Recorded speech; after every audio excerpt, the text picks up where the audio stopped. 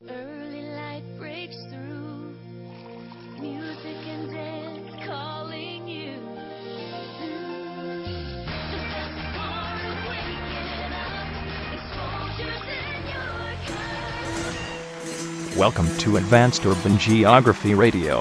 I'm your host Mervyn Coverly. Today I will be interviewing Deidre Smith on the topic of stuff in the city of Toronto, things discarded and left behind. Hello, I'm Deidre, and I'm glad to be here, Mervyn. So Deidre, psychogeography is something I've decided as resisting definition through a shifting series of interwoven themes and constantly being reshaped by its practitioners. Okay, so I've been studying stuff, and I'm trying to find a way to connect it to psychogeography. That's cool. So stuff is an important part of our daily lives. People buy what they want and what they feel they need, and often the things we own are a good example of the way we think, feel, and behave all manifest in tangible items. Oh, that's neat. But how do I look at the things people discard and leave behind, or things people dump or throw away? We'll know the answer to that and much more when we return from a short break.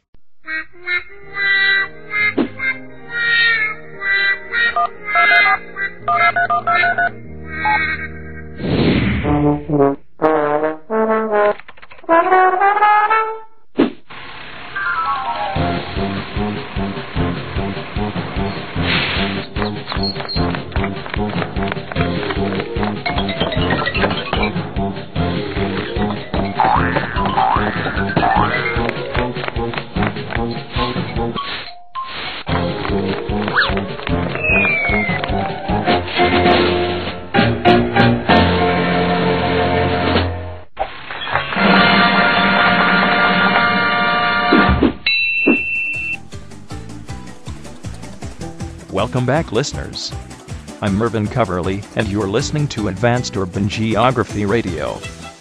So we left off talking about stuff and how it's important. Yeah, so during the break I looked in the book you wrote, and found that, under the stewardship of Guy Debord, psychogeography became a tool in an attempt to transform urban life, first for aesthetic purposes, but later of increasingly political ends, and also conscious organization, or the behavior of a means of exploring the impact of urban place, is the connection we are looking for, but is vague, because psychology is not evenly quantifiable, but is an area of qualitative assessment. Very correct, Deidre.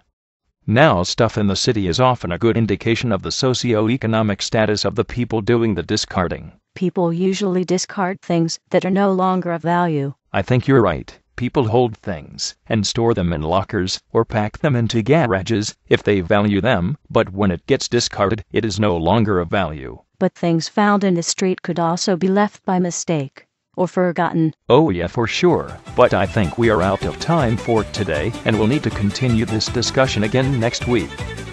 You have been listening to Advanced Urban Geography Radio.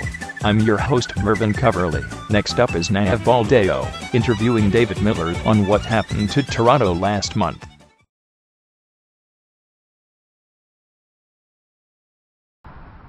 One of my pet peeves is illegal dumping. So today, I went looking in problem areas to see if things have improved. What I have to show you is this. I like to call it commercial dumping. What is commercial dumping? It's stuff like these metal drums that I found in an unincorporated part of Antioch. One of the barrels had a Chevron logo, but most were empty, except for one. It appeared to be filled with used oil. It's also stuff like this duct insulation I found off Oakley Road, cross of Willow Avenue, also in Antioch. This stuff is mixed with regular garbage, like this love seat and this die-hard battery.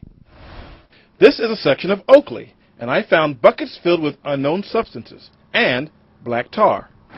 It's plain to see that a lot of the commercial dumping is hazardous material, but some of the dumping can be something as simple as trimmed tree limbs or Christmas trees. Now, I can understand a plastic bag accidentally blowing out of a car window, but bags of plaster on the side of the road, washing machines, couches, and mattresses? I even found a rollaway bed complete with blanket and an igloo ice chest.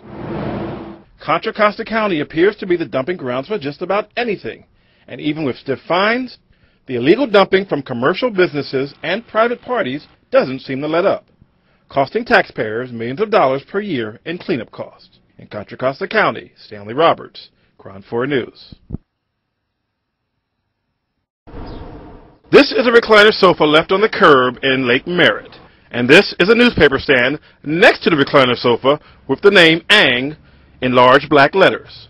The newspaper stand is chained tightly to this pole. Why, I wondered? Since there is no newspaper inside, just trash. These are just some of the things I found discarded on the curb in the district, sometimes known for its historic homes. According to Beth Brown, they've dumped trash here just about everywhere. People were putting trash in this thing. This bush is a receptacle to some people for trash. Motor oil, pop cans. It looks like people drive by and just throw stuff in the can or in the bush as though it's a trash can. Which is why Beth wants to put these no dumping signs around the neighborhood in English and in Spanish. We need to clean up Lake Merritt. These medians are prime spots for illegal dumping. On one street, I found this bag full of stuff, along with not one, but 2 full bottles of used motor oil. And on one median, I found this full-size mattress.